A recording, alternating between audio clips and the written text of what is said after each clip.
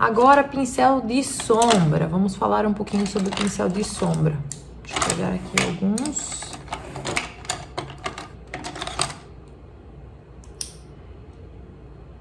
Ó, esse pincel aqui, que ele é gordinho assim, a maioria das lojas vende como pincel de sombra.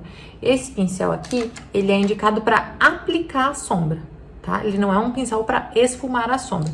O pincel de esfumar a sombra é esse que parece uma coxinha, ó. Tem dois tipos de pincel de esfumar aqui, ó. Esses dois são os pincéis de esfumar.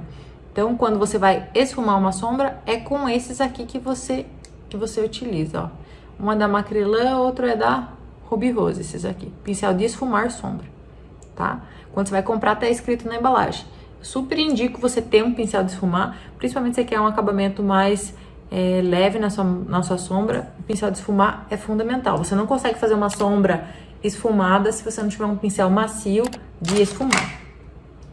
Para que serve esse pincel aqui, que ele é redondinho na ponta? Esse pincel aqui, eu gosto de fazer o acabamento dele embaixo dos olhos com sombra, tá? Então, eu gosto desse acabamento dele. Esse aqui é da Ruby Rose, tá? É o E20, tá? Não é necessário você ter, tá? Mas, se você quiser fazer esse acabamento que eu faço e saber qual pincel que é o que eu uso, é esse aqui, ó, tá?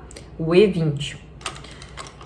Esse pincel aqui é um pincel chanfrado de sombra. Para que serve esse pincel chanfrado de sombra? Para você fazer o acabamento vindo do ladinho e esfumando em cima, tá? Esse pincel aqui é da Mary Kay, mas tem várias marcas que tem, tá? Então é um pincelzinho chanfrado. Qual que é a diferença desse pincel chanfrado, que eu queria mostrar para vocês? É isso, deixa eu pegar aqui. Desse pincel chanfrado para esse pincel chanfrado. Os dois são chanfrados, certo? Esse aqui é para você fazer delineado, tá? Para você fazer sobrancelha. E esse aqui é para esfumar a sombra na diagonal. Então, quando você for comprar um pincel chanfrado, você tem que tomar esse cuidado. Esse é para sombra e esse aqui, que é mais fininho, ó, é para delineado e para sobrancelha, tá?